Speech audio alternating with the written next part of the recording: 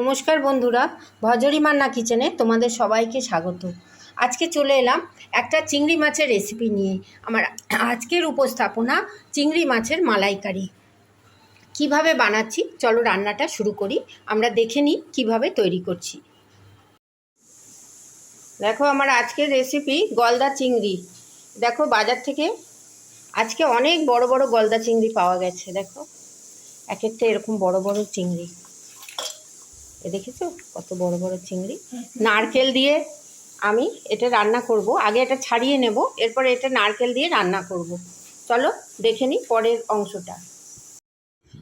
আমার মাছগুলো দেখো বাছা হয়ে গেল। আমি নিজেই বাছলাম, দোকানে দিলে না ওরা অনেক কিছু অংশ বাদ দিয়ে দেয়, আমি নিজেই ওই জন্য বাদ দিয়ে দিলাম। দেখো কত ঘি আছে মাছগুলোয়। এগুলো হচ্ছে বড় কিং সাইজ প্রন বা গলদা চিংড়ি। আর কিছু ছোট মাছও আমি এখানে রেখেছি, এগুলোও আমি পরে রান্না করে নেব। চলো গলদা চিংড়ি বা কিং সাইজ প্রন রান্নার রেসিপিটা আমরা শুরু করি। সব মাছগুলোতে আমি একটু নুন হলুদ মাখিয়ে নিচ্ছি। দেখো মাছগুলোতে আমি ভালো করে নুন হলুদ মাখিয়ে নিয়েছি। মালাইকারি বানাবার জন্য আমি এখানে নারকেল নিয়ে নিয়েছি, কাজু কিশমিশ আর কাঁচা লঙ্কা এগুলো আমি একসঙ্গে বেটে নিচ্ছি। আর একটা জায়গায় আমি পেঁয়াজ আদা রসুন বেটে নেব। এই সব মশলাগুলো দিয়ে আমি চিংড়ি মাছের মালাইকারি বেটে রান্না করব। আমি একটা কড়াইতে মাছগুলো নুন হলুদ দিয়ে মেখে রেখেছি। এবার এই মাছগুলো এক এক করে ভাজতে দিচ্ছি।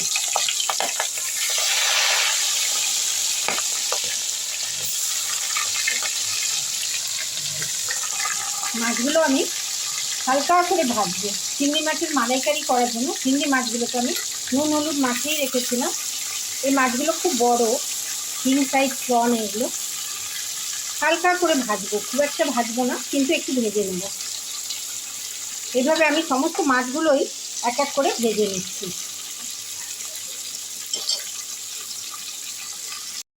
এই চারটে মাছ আমার ভাজা হয়ে গেছে। এবার এগুলোকে আমি এর বেশি আর ভাজবো না, তাহলে মালাইকারিতে যখন মশলাটা দেবো ঢুকবে না।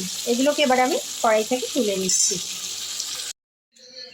আমি সব মাছগুলোকে খুব সুন্দর করে ভেজে একটা থালায় তুলে রাখলাম। 10টা মাছ দিয়ে আমি চিংড়ি মাছের মালাইকারি রান্না করছি। মাছগুলো আমি তুলে নিয়েছি। এরপর আমি এর মধ্যে একটু গোটা গরম মশলা দিয়ে দিচ্ছি ফোড়নে। গ্যাসের ফ্লেমটা বাড়িয়ে দিলাম। আর দুটো শুকনো লঙ্কা আর একটু তেজপাতা, গোটা গরম মশলা শুকনো লঙ্কা তেজপাতা দিয়ে আমি একটুখানি ফোড়ন দিয়ে নিলাম। এরপরে আমি এর মধ্যে পেঁয়াজ আদা রসুনের পেস্টটা দিয়ে দিচ্ছি। দিয়ে খুব ভালো করে আমি নেড়ে নিচ্ছি। পেঁয়াজ আদা রসুন ফোড়নের সঙ্গে আমার কষা কষা হয়ে এসছে। এই পর্যায়ে আমি নারকেল কাজু কিশমিশ বাটাটা দিয়ে দিচ্ছি।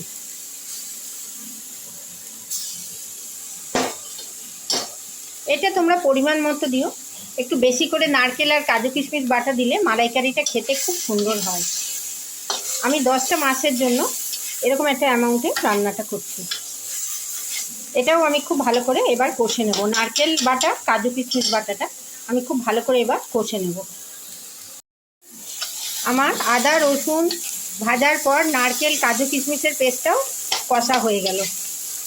এই পর্যায়ে আমি দিয়ে দিচ্ছি একটু জিরের গুঁড়ো, একটু ধনের গুঁড়ো, আর দিচ্ছি একটু লঙ্কার গুঁড়ো। এটা আমি কাশ্মীরি মির্চ দিলাম রঙের জন্য, ঝাল বেশি করব না। আমার বাড়িতে বাচ্চাও খাবে, বয়স্ক মানুষও খাবে, তাই জন্য তোমরা ইচ্ছা করলে ঝাল লঙ্কার গুঁড়োও দিতে পারো। দিয়ে এবার আমি আরেকটু কষে নিচ্ছি।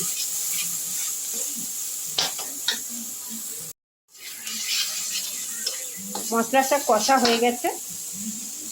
এই পর্যায়ে আমি একটু কুচিয়ে রাখা টমেটো আর কাঁচা লঙ্কা দিয়ে দিলাম।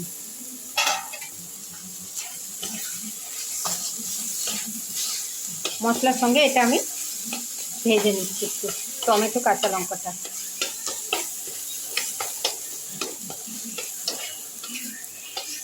নরম হয়ে যাবে, নুন আছে মশলাতে একটু। এরপরে আমি মিক্সি ধোয়া নারকেলের জলটা দিয়ে দিলাম, আর একটু জল দিয়ে দিলাম পরিমাণ মতো।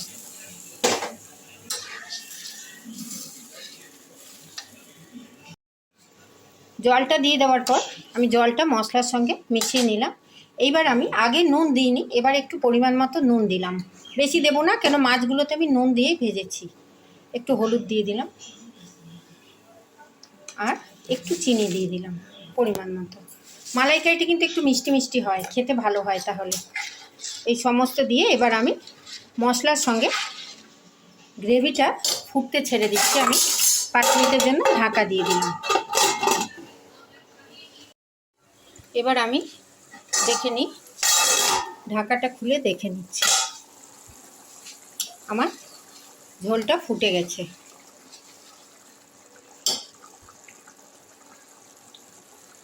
এই পর্যায়ে আমি এই যে ভেজে রাখা 10টা মাছ ঝোলের মধ্যে দিয়ে দিলাম। আমি ওই জন্য গ্রেভিতে একটু জলটা বেশি রেখেছিলাম, কেন মাছগুলো বড় বড় মাছ, যাতে সেদ্ধ হয়ে যায় মাছগুলো যাতে খুব ভালো করে সেদ্ধ হয়, তাই জন্য আমি গ্রেভিটা একটু বেশি রেখেছিলাম। এই পর্যায়ে চিংড়ি মাছগুলোকে আমি ঝোলের মধ্যে সেদ্ধ হতে ছেড়ে দেবো। প্রায় 15 মিনিট এগুলো ঝোলের মধ্যে সেদ্ধ হবে। যে একদম গায়ে মাখা হয়ে গেলে আমি বন্ধ করে দেবো। একবার দেখে নিই। দেখো মাছগুলো প্রায় 10 মিনিট আমি ঝোলের মধ্যে উল্টে পাল্টে সেদ্ধ করে নিয়েছি। খুব সুন্দর একটা গন্ধ বেরোচ্ছে। এখন বর্ষাকাল না, মাছের পেটে খুব ডিম ছিল আর অনেক ঘি ছিল।